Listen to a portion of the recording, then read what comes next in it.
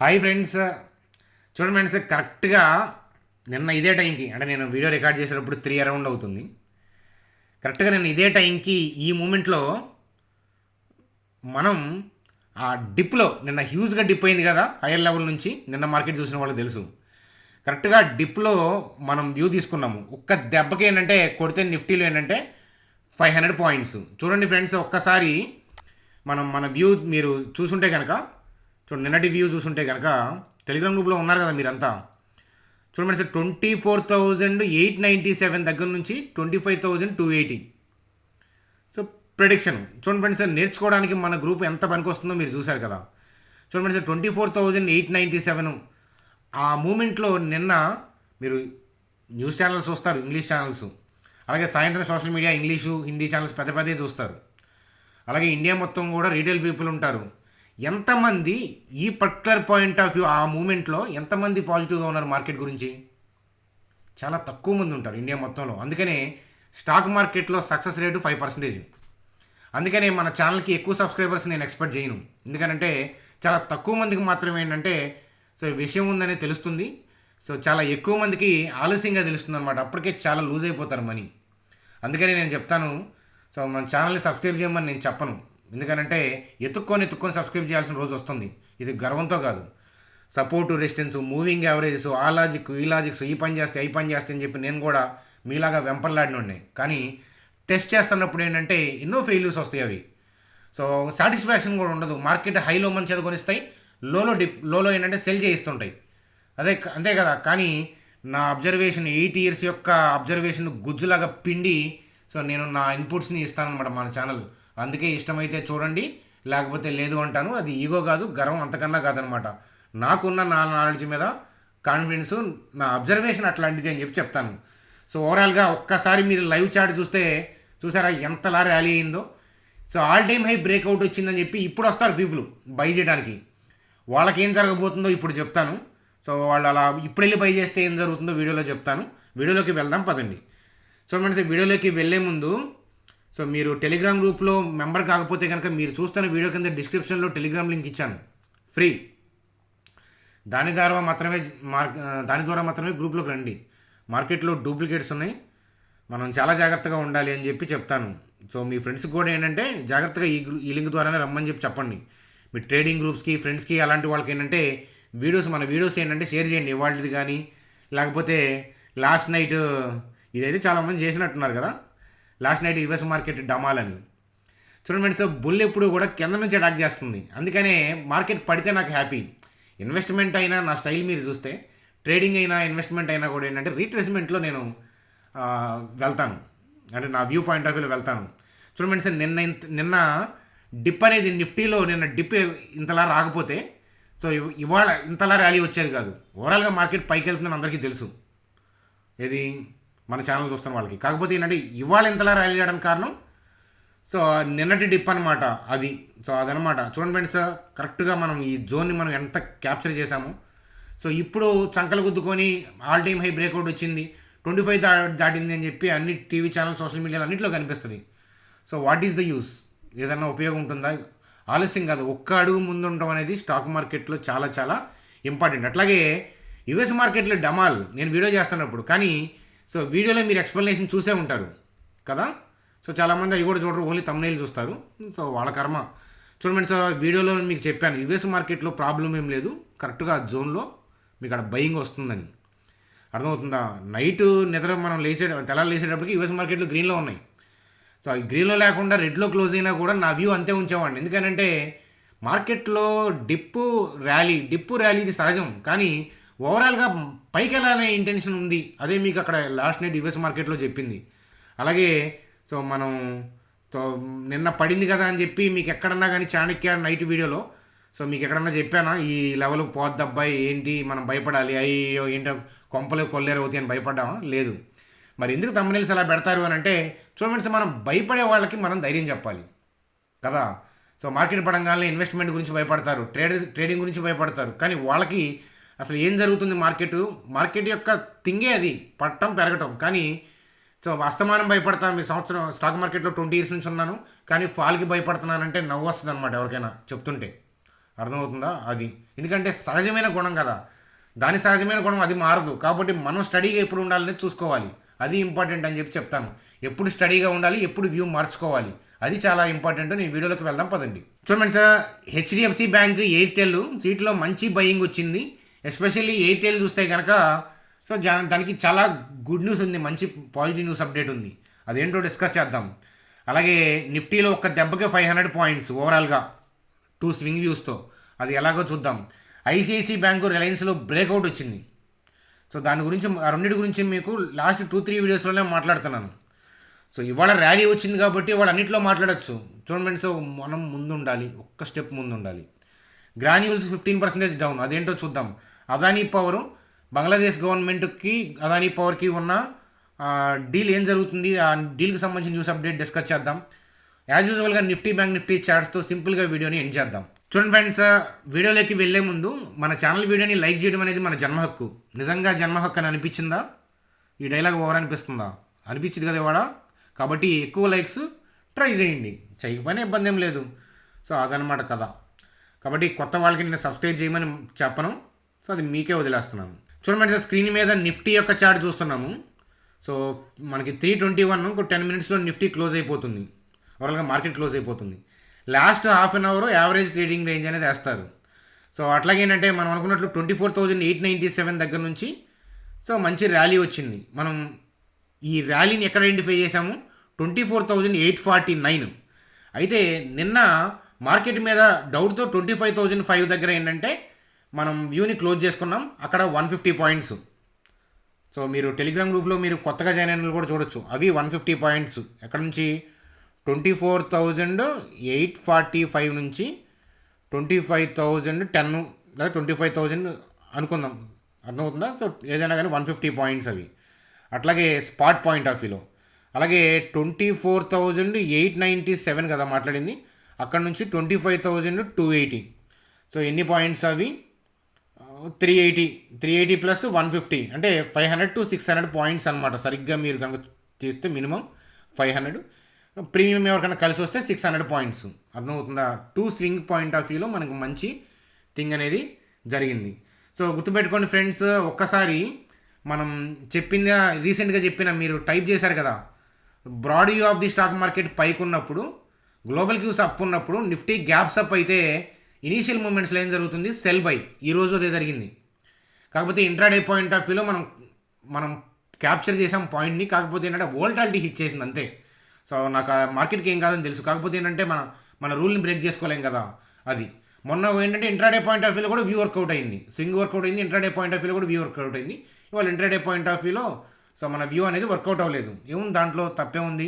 అక్కడ ఏం జరిగిందో అది చెప్పాలి కదా. కాకపోతే ఏంటంటే మంచి ర్యాలీ వస్తుందని తెలుసు, కానీ ఆ వోల్టాలిటీ అనేది ఇంట్రాడేలో జరుగుతుంటాయి. ఎందుకంటే స్టాప్ లాస్ ఏమో తక్కువ పెట్టుకుంటాం, టార్గెట్స్ పైన పెట్టుకుంటాం, కాబట్టి కొన్నిసార్లు జరుగుతుంటాయి అనమాట. ఇవన్నీ కూడా లెర్నింగ్ పాయింట్ ఆఫ్ వ్యూలో పోస్ట్ చేసేవి. వీటిని ట్రేడ్స్గా తీసుకోవద్దు, బై సెల్ అనేది మేము చెప్పము అనమాట. వీడియోలో చెప్పేవన్నీ కూడా మీరు నేర్చుకుంటారని మీకు నేర్పించే పాయింట్ ఆఫ్ వ్యూలో చెప్తున్న థియరీ ఇది కూడా.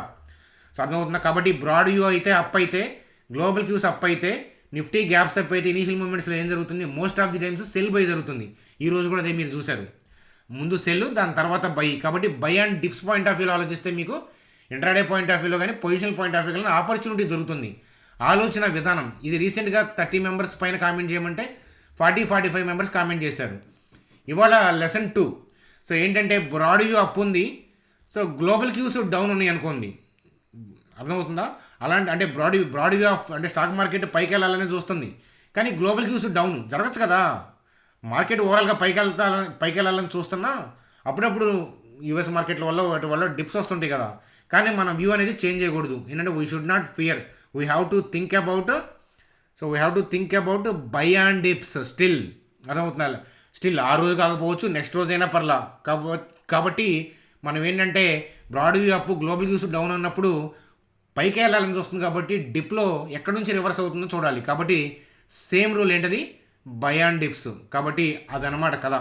కాబట్టి మీరు ఒక 30 మెంబర్స్ అన్నా ఈ 4 లైన్స్ కామెంట్ చేయండి. మొన్న ఈ 4 లైన్స్ మీరు కామెంట్ చేయడం వల్ల మీ అబ్జర్వేషన్ పెరిగింది. అలాగే ఈ 4 లైన్స్ ఒక 30 మెంబర్స్ అన్నా కామెంట్ చేస్తే ఇలాంటి లెసన్లో కంటిన్యూ చేస్తాను, లేకపోతే లేదు. నాదేం పోయింది, ఇక్కడ బై జరుగుతుంది, ఇక్కడ సెల్ జరుగుతుంది అంటాను. చూడండి ఫ్రెండ్స్, ఓన్లీ మనీతో, ఎవరో చెప్పిన మనీతో మనం గెయిన్ చేసుకుంటాం అనుకుంటే పొరపాటు. నాలెడ్జ్ లేకుండా స్టాక్ మార్కెట్లో మనీ అనేది మీరు రూపాయి కూడా తీయలేరు. రాసిస్తాను, బ్లైండ్గా ఇంకొకళ్ళు నమ్మటం అనేది జరగదు. చెప్పా కదా, belief never be truth. So మీకు ఎప్పుడైతే ట్రూత్ తెలుస్తుందో అప్పుడు ఏంటంటే యూ విల్ స్టార్ట్ ఎర్నింగ్. అర్థమవుతుందా? లేకపోతే ఏంటంటే నిన్న మనం ఈ టైంకి చెప్పుకున్న, అంటే నిన్న ఆఫ్టర్నూన్ టైం పాయింట్ ఆఫ్ వ్యూలో నేను పైకి అనే పాయింట్ ఆఫ్ వ్యూలోనే డిప్స్లో మాట్లాడుతున్నాను. ఆ వ్యూలో మీకు కన్విక్షన్ ఉండదు అన్లెస్ అంటిల్ మీకు నాలెడ్జ్ ఉంటే తప్ప. అదనమాట కథ. సార్, భారతీయ ఎయిర్టెల్కి సంబంధించి 52 వీక్ హైని టచ్ చేసింది ఏంటంటే wifi services to Jammu and Kashmir. So Jammu and కాశ్మీర్కి హోమ్ వైఫై సర్వీసెస్ ఆ కాంట్రాక్ట్ కుదిరింది. సో దానితో ఏంటంటే, ఆ డీల్తో ఏంటంటే, సో ఇంతలా ర్యాలీ అయిపోయిందనమాట. సో ఎయిర్టెల్ ఇవాళ టాప్ గెయినర్స్లో ఒకటి, మీ అందరికీ తెలిసిన విషయమే కదా. ఎయిర్టెల్కి సంబంధించిన పాజిటివ్ న్యూస్ అప్డేట్. చూడండి ఫ్రెండ్స్, ఈ న్యూస్ అప్డేట్ని ఒకసారి చూడండి. కానీ ఈ న్యూస్ అప్డేట్ సోషల్ మీడియాలో కూడా కనిపిస్తాయి, కానీ నెక్స్ట్ డే వెళ్ళి బై చేయొద్దు. అర్థమవుతుందా? సో ఆ విషయం గుర్తుపెట్టుకోండి. చూడండి ఫ్రెండ్స్, దాని తర్వాత గ్రాన్యూల్స్ ఇండియాకి సంబంధించి యుఎస్ ఎఫ్డిఏ ఇన్స్పెక్షన్ జరిగింది, అలాగే 6 అబ్జర్వేషన్స్. దానివల్ల ఏంటంటే 16% ప్లంగ్ అయింది స్టాకు. సో మీరు చూడొచ్చు, అది జస్ట్ న్యూస్ అప్డేట్ లాగా చూడండి. చూడండి ఫ్రెండ్స్, అలాగే క్రూడ్ ఆయిల్ పడుతూ ఉంది. సో నిన్న మనం డిస్కస్ చేసాము కదా, $70 పర్ బ్యారెల్కి పడిపోయింది. సో అయితే ఈ పెట్రోల్ డీజిల్ ప్రైజులు అంటే అవి కూడా ఫాలో అవ్వచ్చు అనేది ఊహాగానాలు. కాకపోతే ఏంటంటే స్టడీగా లోయర్ లెవెల్లో ఉంటే తప్ప గవర్నమెంట్ డెసిషన్ తీసుకోదు. అంతే కదా, మళ్ళీ పెరంగాలు మళ్ళీ పెంచితే ఊరుకోరు కదా, అందుకని అనమాట. అలాగే ఏంటంటే మనకి విండ్ ఫాల్ ట్యాక్స్ ఉంటుంది కదా, క్రూడ్ ఆయిల్ గెయిన్ అయినప్పుడు పెరిగినప్పుడు ఏంటంటే సడన్ గెయిన్స్ అనమాట. విండ్ ఫాల్ గెయిన్స్ మీద ఏంటంటే గవర్నమెంట్ ట్యాక్స్ వేస్తూ ఉంటుంది. మనం ఎవ్రీ మంత్ మాట్లాడుకుంటూ ఉంటాం ఈ అప్డేట్స్. ఆ విండ్ ఫాల్ ట్యాక్స్ అనేది ఎండ్ అవ్వచ్చు. కాబట్టి రిలయన్స్ ఓఎన్జీసీకి పాజిటివ్ అయిందనమాట. నిన్న క్రూడ్ ఆయిల్ పడిపోయింది కదా అని చెప్పి ఓఎన్జీసీ రిలయన్స్ సెల్ కొట్టిన వాళ్ళకి వాళ్ళ మొహం బయలుపోయి ఉంటుంది. అంతే కదా, న్యూస్ అప్డేట్ని చూసుకొని వెళ్ళొద్దు. నేను అలా ఎందుకు స్ట్రాంగ్ స్టేట్మెంట్లు ఇస్తాను అని అంటే మిమ్మల్ని ఇబ్బంది పట్టే ఉద్దేశం కాదు. స్లోగా చెప్తే ఎక్కే థింగ్ కాదు అదనమాట. ఎందుకంటే పాయింట్లు కొట్టినట్టు చెప్పాలి, లేకపోతే మనీ గొల్ల అవుతుంది అకౌంట్లో. అదనమాట కదా. కాబట్టి రిలయన్స్ యొక్క చార్ట్ చూద్దాం పదండి. చూడండి సార్, రిలయన్స్ యొక్క చార్ట్ చూస్తున్నాము. సో మనకి ఇంకా 2 మినిట్స్లో మార్కెట్ క్లోజ్ అయిపోతుంది. సో రిలయన్స్ ఇండస్ట్రీస్ యొక్క చార్టు. సో మనం ఆల్రెడీ ఏంటంటే బయింగ్ ఇక్కడే అబ్జర్వ్ చేసాం, ఇక్కడ ఈ రెడ్ క్యాండిల్ దగ్గర అబ్జర్వ్ చేసాం. సో నిన్న అంటే డే బిఫోర్ ఎస్టర్డే ట్రేడు, అంటే ట్రేడింగ్ పాయింట్ ఆఫ్ వ్యూలో డేలో రిలయన్స్ క్యాండిల్ మీకు సంతృప్తికరంగా లేదు, అలాగే నిన్న కూడా మీకు సంతృప్తికరంగా లేదు. కానీ మీకు ఆల్రెడీ చెప్పాను, ఈ పర్టికులర్ జోన్ కన్నా కింద క్లోజ్ అవ్వాలి. అయ్యిందా?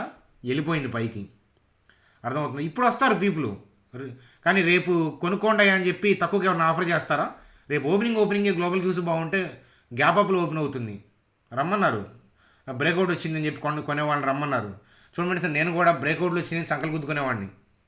సో 2015 ఆ టైంలో నేర్చుకునేటప్పుడు వాల్యూమ్స్ బాగున్నాయి, బ్రేక్అవుట్ వచ్చింది, సపోర్ట్ లైన్స్ ఇట్లాంటివన్నీ కూడా ఏంటంటే సో శుద్ధ దండగా అని నేను చెప్పను. మీ అబ్జర్వేషన్ అంటే మీరే చూడండి. నేను చెప్తే బిలీఫ్, మీరు నేర్చుకుంటే ట్రూత్ అనమాట. సో స్టాక్ మార్కెట్ ఎప్పుడు స్ట్రైట్ లైన్లో వెళ్ళదు. కాబట్టి మనకేంటంటే సో 1-2 డేస్ డిప్కి భయపడితే ఏంటంటే మనం దాంట్లో ఉండలేమన్నమాట. అది సో కాబట్టి చెప్పా కదా, నాలెడ్జ్ లెర్నింగే. త్వరలో ఒక బ్యాచ్ కూడా స్టార్ట్ చేస్తాను. ఐఎమ్ నాట్ షూర్, ఎందుకంటే ఇయర్లో నేను ఎప్పుడు బ్యాచ్ చెప్పలేదు కదా, లాస్ట్ ఇయర్ దాకా చెప్పాను. కుదిరితే కనుక మళ్ళీ త్వరలో ఒక లైవ్ బ్యాచ్ అనేది చెప్తాను. అర్థమవుతుందా? మీకు ఇంట్రెస్ట్ ఉంటే రండి, ఇబ్బంది ఏం లేదు. సో ఓవరాల్గా రిలయన్స్ పైకి వెళ్తుంది, పీపుల్ కూడా ఎగబట్టడం స్టార్ట్ చేస్తారు. కాకపోతే అంటే రేపు రిలయన్స్ పాయింట్ ఆఫ్ వ్యూలో వెళ్దామనే వాళ్ళకి హైయర్ లెవెల్లో ఓపెన్ అయ్యి డోజీ కైండ్ ఆఫ్ క్యాండిల్ అనమాట అది. సో కాబట్టి రేపు గ్లోబల్ క్యూస్ బాగుంటే డోజీ కైండ్ ఆఫ్ క్యాండిల్ పడుతుంది, కానీ రిలయన్స్ పైకి వెళ్తుందనే విషయం. సో ఈ పాయింట్ ఆఫ్ వ్యూలో మనకి లెర్నింగ్ పాయింట్ ఆఫ్ వ్యూలో వ్యూ తీసుకున్న వాళ్ళకి తెలిసే ఉంటుంది, ఈ పాటికి అర్థమయ్యే ఉంటుంది లెవెల్స్ యొక్క స్ట్రెంత్ ఏంటో. చూడండి సార్, ఐసిఐసి బ్యాంక్ యొక్క చార్ట్ చూస్తున్నాము. సో ఐసిఐసి బ్యాంక్ యొక్క బ్రేక్అవుట్ గురించి మాట్లాడుతూనే ఉన్నాను మీకు. లాస్ట్ 2-3 వీడియోస్లో ఐసిఐసి బ్యాంక్ యొక్క బ్రేక్అవుట్ మాట్లాడుతున్నాను. వచ్చింది చూడండి సార్, బ్రేక్అవుట్ వచ్చిన తర్వాత సెల్ ఆఫ్ జరిగిద్ది. Cell of in the sense profit booking. Breakout తెప్పించిన వాళ్ళు బ్రేక్అవుట్ వచ్చిన తర్వాత ఏంటంటే కొంత ప్రాఫిట్ బుకింగ్ చేసుకుంటారు. Say for example 10,000 quantity by చేస్తే ఒక 2,000 క్వాంటిటీ బ్రేక్అవుట్ వచ్చిన తర్వాత అమ్ముతారు. అంతే కదా లాభం. 10,000 క్వాంటిటీ కొన్నప్పుడు 2,000 అమ్మితేనే కదా మనకి ప్రాఫిట్ వచ్చేది. సో దాని తర్వాత ఏంటంటే స్లోగా వాళ్ళు పైకి వెళ్తారంటే పైకి వెళ్తారు, కిందకి వెళ్ళాలంటే వెళ్తారు. మనం ఏం చేస్తాం, we wait for the breakout, దాని తర్వాత బై చేస్తాం. చూడండి ఫ్రెండ్స్, బ్రేక్అవుట్ ఈ రెసిస్టెన్స్ లైన్స్ పైన రిటైల్ పీపుల్ బై చేస్తారనే విషయం మీకు తెలియదా చెప్పండి? మీ అందరికీ తెలుసు, ఎందుకనంటే మెజారిటీ లాజిక్స్ అన్నీ అయ్యే చెప్తాయి కదా. అందుకని ఎక్కువ మంది బై చేస్తున్నప్పుడు, ఎక్కువ మంది రిటైల్ పీపుల్ బై చేస్తున్నప్పుడు ఇన్స్టిట్యూషన్స్ ఏంటంటే కొద్దిగా ప్రాఫిట్ బుకింగ్ చేసుకుంటారు. అదే జరుగుతుంది ఇక్కడ. సో కానీ ఆ బ్రేక్అవుట్ తెప్పిస్తుంది ఎవరో అదే ఆలోచించండి. మీకు చాలాసార్లు చెప్పాను, బ్రేక్అవుట్ రాకముందే మీకు తెలుస్తుంది. సో మీకు ఐసిఐసి బ్యాంక్ ఎగ్జాంపుల్ మీకు 2-3 డేస్ నుంచి చెప్తూనే ఉన్నాను, అర్థమవుతుందా? సో నేను మళ్ళీ ఇప్పుడు చెప్పి వేస్ట్, వెనక్కి వెళ్ళి చూడండి కొత్త వాళ్ళు అయితే కనుక. ఐసిఐసి బ్యాంకు బ్రేక్అవుట్ గురించి ఎన్ని వీడియోలో మాట్లాడాను, అదనమాట. చూడండి, అలాగే అదానీ పవర్కి సంబంధించి so Bangladesh government, so interim government ఇప్పుడు మధ్యస్థంగా అక్కడ ఇష్యూస్ జరిగింది కదా, ఇప్పుడు వచ్చిన గవర్నమెంట్ అదానీ పవర్ ఆ డీల్ని రివ్యూ చేస్తున్నారనమాట. రివ్యూ చేస్తున్నారంటే దాంతో ర్యాలీ అయింది, దాన్ని ఏం క్యాన్సిల్ చేయరు. సెన్స్ అంతే. ఇప్పుడు మన ఇండియాలో అదానీతో పెట్టుకోగలరా బంగ్లాదేశ్ వాళ్ళు ఇప్పుడున్న పరిస్థితికి? అర్థమవుతుందా? పెట్టుకోలేరు. కాబట్టి ఏంటంటే ర్యాలీ అయ్యి కూర్చుంది అది. So Adani power issue, Bangladesh issue వచ్చినప్పుడు పడుతున్నప్పుడు కూడా నేను పాజిటివ్గానే మాట్లాడాను. చూడండి ఫ్రెండ్స్, చాలా నెగిటివ్ థింగ్స్ మీ సోషల్ మీడియాలో నెగిటివ్లా కనిపిస్తూ ఉంటాయి, కానీ ఏంటంటే అవి టెంపరీ నెగిటివ్, కానీ అవి లాంగ్ రన్లో పాజిటివ్. అది సో ఆ విషయం అనేది ఇలా అబ్జర్వ్ చేయమంటాను. కొంచెం డిఫరెంట్గా ఆలోచించండి. మన ఛానల్ ఫాలోవర్స్కి ఆల్రెడీ డిఫరెంట్గా ఆలోచించడం తెలుసు. చూడండి ఫ్రెండ్స్, బ్యాంక్ నిఫ్టీ యొక్క చార్ట్ చూస్తున్నాను స్క్రీన్ మీద. సో మార్కెట్ అయితే క్లోజ్ అయింది. సో 51,772 దగ్గర బ్యాంక్ నిఫ్టీ క్లోజ్ అయ్యి బ్రేక్అవుట్ వచ్చింది. కానీ రేపు బై చేద్దాం అనుకుని చాలామంది ఉంటారు, వాళ్ళు ఇరుక్కుంటారు. సో ఎలాగా నేను చెప్తాను. చూడండి, అట్లాగే ఏంటంటే సో యుఎస్ మార్కెట్కి సంబంధించి లాస్ట్ నైట్ మీరు చూసే ఉంటారు కదా, అప్పుడు పడుతుంది కాబట్టి అలా పెట్టాము. అయితే తెల్లారిప్పటికి గ్రీన్ అయింది కాబట్టి కామెంట్లో చూస్తే మీరు ఎందుకు ఫేక్ థంబ్నెయిల్స్ పెడుతున్నారని చెప్పి అంటున్నారు. వాళ్ళ తప్పు కాదు అది, వాళ్ళు తెల్లారి చూశారు అంతే. మనం వీడియో నైట్ చేసాము, అలాగే వాళ్ళు వీడియో చూడలేదు మొత్తం. ఎందుకంటే వీడియో చూస్తుంటే వీడియో చేస్తున్నప్పుడు మార్కెట్ పడతా ఉంది, ఏం కాదు అది ఫాల్ కాదు అని చెప్పి రికవర్ అవుతుంది అనే పాయింట్ ఆఫ్ వ్యూలో కూడా మాట్లాడాము. అవన్నీ వీడియో చూస్తాయి కదా. అంత టైము వెచ్చించలేని వివిఐపి వాళ్ళకి మనం ఎందుకు సమాధానం చెప్పాలి? వాళ్ళని అలాగే ఉండిద్దాం, వాళ్ళని అలాగే హ్యాపీగా ఉండిద్దాం, ఎందుకంటే వాళ్ళ భ్రమలో వాళ్ళే ఉంటారనమాట. సో ఈ షార్ట్స్ రీల్స్ ఎక్కువైపోయినాయి కదా. మనం అన్నీ స్టాక్ మార్కెట్కి సంబంధించి కాదు నేను మాట్లాడుతుంది, ఇన్ జనరల్గా మనమంతా డేలో ఎక్కువ టైం వేస్ట్ చేసే పని ఏంటంటే అదే కదా. కాబట్టి ఏమవుతుందంటే పీపుల్ కూడా ఏంటంటే ఈ వీడియోస్ని, యూట్యూబ్ వీడియోస్ని తమ్నెయిల్ ఒకటే చూస్తున్నారు. ఏం తెలిసింది తమ్నెయిల్లో? నేను ఎంప్లాయీని పెట్టి ఇక గంటకి తమ్నెయిల్ అప్డేట్ చేయించాలి. యూఎస్ మార్కెట్లో గ్రీన్ ఉంటే తమ్నెయిల్ మార్చమని. తమ్నెయిల్ మారితే మరి వీడియోలో కంటెంట్ అర్ధరాత్రి నన్ను లేపమంటారా ఎంప్లాయీని? భలే ఫన్నీగా చేస్తారు కామెంట్లు. Understanding problem. మీరెవరూ కూడా ఆవేశపడద్దు, వాళ్ళు ఏదో కామెంట్లు చేస్తారు, నేను ఏదో సరదాగా రిప్లై ఇస్తుంటాను. So fine, everything cool. So bank Nifty వాళ్ళ పరిస్థితి ఏంటంటే ఇప్పుడు బ్రేక్అవుట్ వచ్చింది కదా, రేపు అందరూ బై చేయాలని ఉంటారు కదా. చూడండి సార్, నిన్న మధ్యాహ్నం ఎలాగైతే మీలో కొత్తగా వాచ్ చేస్తున్న వాళ్ళు సెల్ మోడ్లో ఉన్నారో, ఆఫ్టర్నూన్ పడిపోయినప్పుడు మార్కెట్ పడుతుందని భయంలో ఉన్నారు. సో అలాంటప్పుడు వాళ్ళు బై చేయగలుగుతారు. అలాగే బ్రేక్అవుట్ వచ్చిన తర్వాత ఇప్పుడు మీరు వీడియో చూస్తున్న వాళ్ళందరూ పాజిటివ్గానే మారారు. సో నేను నెగిటివ్ అని మాట్లాడట్లేదు, కాకపోతే ఏంటంటే కింద బై చేశారు కాబట్టి రేపు కూడా బై చేయాలంటే మరి అమ్మేది ఎవరు? రీటైల్ పీపుల్ బయ్యే, ఇన్స్టిట్యూషన్స్ బయ్యే. మరి అమ్మేది ఎవరు? సెల్ ఎవరో ఒకరు చేస్తేనే కదా ట్రాన్సాక్షన్ అయ్యేది. అందుకని రేపు గ్లోబల్ క్యూస్ బాగుండి హయ్యర్ లెవెల్లో ఓపెన్ అయితే ఏంటంటే డోజీ కైండ్ ఆఫ్ క్యాండిల్ పడుతుంది. సో ఈ వేగం రేపు ఉండదు, డౌటే లేదు. సో ఎట్లాంటి క్యాండిల్స్ పడతా ఉంటాయి? ఇప్పుడు ఈ డోజీ కైండ్ ఆఫ్ క్యాండిల్ పడతా ఉంటాయి హయ్యర్ లెవెల్లో ఓపెన్ అయితే. న్యూట్రల్గా ఓపెన్ అయితే వేరే. అలాగే ఏదైనా బ్యాడ్ న్యూస్ ఉండి గ్లోబల్గా డౌన్లో ఓపెన్ అయితే అది వేరే, బయింగ్ రావచ్చు. కానీ గ్లోబల్ క్యూస్ ఓపెన్ అయితే ఓపెన్ అవడమే 52,250 52,300 ఓపెన్ అయింది అనుకోండి, retail people by point of వ్యూలో ఉంటారు. కానీ ఇన్స్టిట్యూషన్స్ ఏంటంటే అట్టా ముట్టుకాయ వేస్తారు, నెత్తి మీద టంగ్ అని వేస్తారు. ఎందుకని? ప్రాఫిట్ బుకింగ్ చేసుకుంటారు. ఇద్దరు చూడండి, ఇద్దరు బోట్లో అటు నలుగురు ఇటు నలుగురు కూర్చుంటే వెళ్తుంది, కానీ బోటు ఒకవైపు 8 మంది కూర్చుంటే బోటు బోల్తా కొడుతుంది. అందుకని తప్పనిసరి పరిస్థితుల్లో రేపు బై చేయలేక ఏంటంటే కొద్దిగా ప్రాఫిట్ బుకింగ్ చేస్తారు. సో మనం సెల్ చేయకూడదు మళ్ళా, అది కథ వేరే. సో ఈవినింగ్ ఎక్స్ప్లెయిన్ చేస్తాను, అర్థమవుతుందా? ఈవినింగ్ ఎక్స్ప్లెయిన్ చేస్తాను దాని గురించి. ఈవినింగ్ చాణక్యాలో వీడియో ఉంటుంది కదా, సో అదనమాట. సో కాబట్టి నిఫ్టీ పాయింట్ ఆఫ్ వ్యూలో కూడా జరిగేది అదే. బ్రేక్అవుట్ వచ్చింది కదా, రేపు హైయర్ లెవెల్లో ఎక్కడ ఓపెన్ అవుతుంది ఊహించద్దు. రేపు గ్లోబల్ క్యూస్ని కూడా ఊహించద్దు. గ్లోబల్ క్యూస్ పాజిటివ్గా ఉంటే ఏంటి అని చెప్తున్నాను. పాజిటివ్గా ఉంటే 25,600 25,500 ఎక్కడో ఓపెన్ అవుతుంది కదా. సో ఓపెన్ అయినప్పుడు ఏంటంటే మన రీటైల్ పీపుల్ ఏమో బై మోడ్లో ఉంటారు, వాళ్ళేమో ఇనీషియల్ మూమెంట్స్లో సెల్ పాయింట్ ఆఫ్ వ్యూలో ఉంటారు. ఇనీషియల్ మూమెంట్స్లో సెల్ కొట్టి డిప్లో మళ్ళీ బై చేస్తారు. అర్థమవుతుందా? అది మీ లైన్ గుర్తొస్తుందా? బ్రాడీ of the stock market up, global cues up, Nifty gaps up అయినప్పుడు ఇనీషియల్ మూమెంట్స్లో సెల్ బై వచ్చే అవకాశాలు ఉంటాయి. తమ్మురులేం కాదు, మీరు అబ్జర్వ్ చేయండి, మెజారిటీ టైమ్స్ ఇలా జరుగుతుంది. కాబట్టి మనం అలా జరిగినప్పుడు కొద్దిగా డిప్ అయినాక మనం by and dips point of వ్యూలో ఆలోచించాలి. అదనమాట. సో కాబట్టి ఈ స్టేట్మెంట్ ఒక 30 మెంబర్స్ అన్న టైప్ చేస్తే నేను ఇలాంటి లెసన్స్ కంటిన్యూ చేస్తాను. లేకపోతే అదిగో అక్కడ బై జరుగుతుంది, అక్కడ సెల్ జరుగుతుంది అని చెప్తాను. ఈ లాస్ట్ 2 years మీరు అదే చూసుంటారు. అదిగో అక్కడ సెల్ ఆర్డర్స్ ఉన్నాయి, ఇక్కడ బై ఆర్డర్స్ ఉన్నాయి. ఇప్పుడు కొద్ది గొప్ప నేర్పుతున్నాను కదా. సో కాబట్టి కొత్త వాళ్ళకి, కొత్త సబ్స్క్రైబర్లు వచ్చి ఉంటారు, కొత్త వాళ్ళకి కూడా ఏంటంటే మనం వెబినార్ పెడదాం క్యాండిల్ స్టిక్స్ మీద. స్లోగా ఒక వెబినార్లో ఏ పని కాదు, అలా అలా అలా మనం, మీరు గ్రూప్లోకి వస్తే లైఫ్ టైం అనమాట. మీరు గ్రూప్లోకి రావాలి అంటే మీరు చూస్తున్న వీడియో కింద ఏంజల్ లింక్ ఉంది కదా, ఆ లింక్ ద్వారా అకౌంట్ ఓపెన్ చేసి మా టీం నెంబర్కి మీ ఐడిని వాట్సాప్ చేయండి. ఇన్వెస్ట్మెంట్ స్టడీ వ్యూస్ చూడొచ్చు, స్టాక్ స్వింగ్ వ్యూస్ చూడొచ్చు, ఇట్లాంటి బెనిఫిట్స్ అన్నీ ఉంటాయి అన్నమాట వెబినార్లు. అది. So thank you friends, bye, good day.